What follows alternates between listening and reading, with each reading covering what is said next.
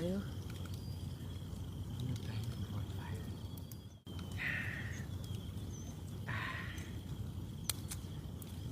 Alam mo yung pangalan mo,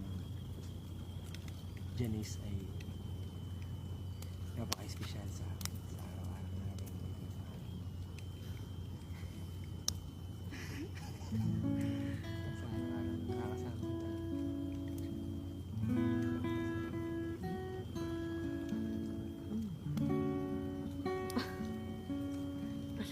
Ganyan-ganyan pa. Daming alam. Lumapit ka rito.